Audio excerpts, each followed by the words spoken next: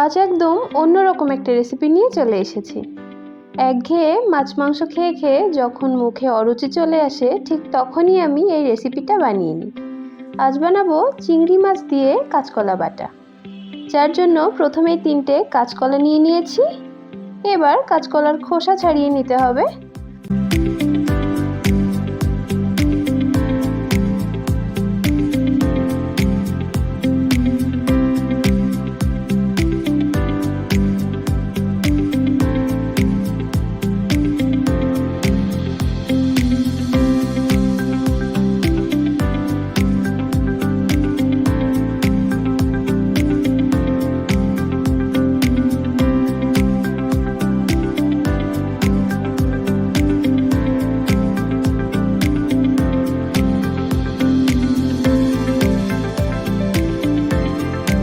খোসা ছাড়ানো কাঁচকলাগুলোকে এবার কুচি কুচি করে কেটে নিয়েছি।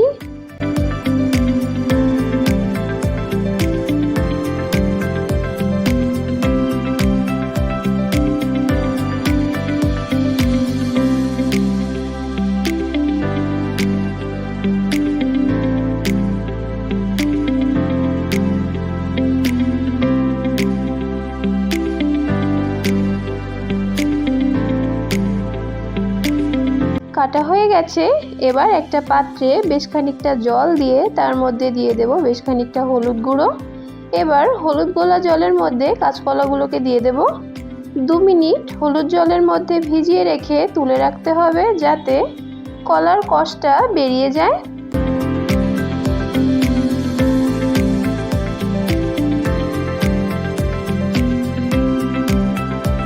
এবার একটা কড়াইতে বেশ খানিকটা সরষের তেল গরম করে তার মধ্যে 10 থেকে 12টা চিংড়ি মাছ ছেড়ে দিয়েছি। সামান্য একটু নুন আর হলুদ দিয়ে চিংড়ি মাছগুলোকে ভালো করে ভেজে নেব।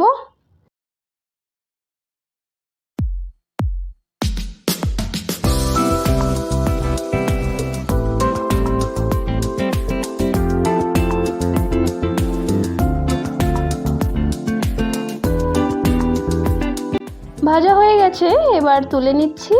এদিকে ওই তেলের মধ্যে জল ঝরিয়ে রাখা কাঁচকলাগুলোকে সামান্য নুন দিয়ে ভেজে নেব। হলুদ দেওয়ার একদমই দরকার নেই।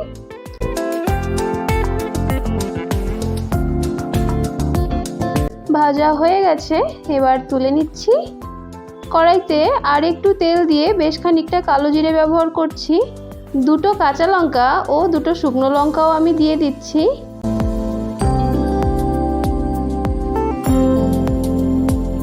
একটু টেলে নিয়ে দিয়ে দেব কুচনো পেঁয়াজ।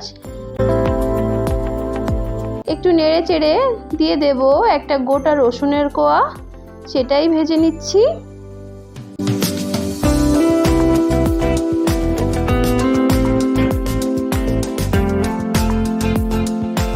সামান্য নুন আর হলুদও অ্যাড করব। ভাজা প্রায় হয়ে এসছে, এবার ভেজে রাখা চিংড়ি মাছগুলোকেও এর মধ্যে দিয়ে দিচ্ছি। একটু সময় নিয়ে সবকিছু ভাজতে হবে।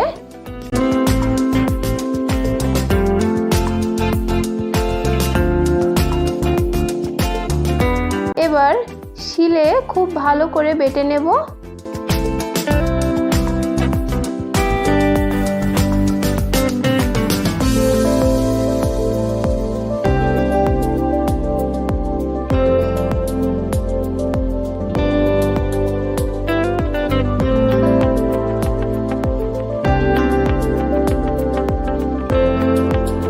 কাঁচকলাটাকেও আমি শিলেই বেটেছি।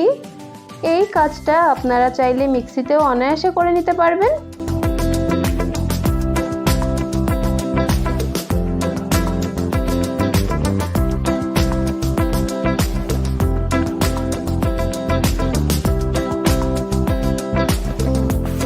তো আমার বেটে নেওয়া হয়ে গেছে। এবার সব কিছু একসাথে মিশিয়ে নিলেই রেডি এই দারুণ স্বাদের চিংড়ি দিয়ে কাঁচকলা বাটা।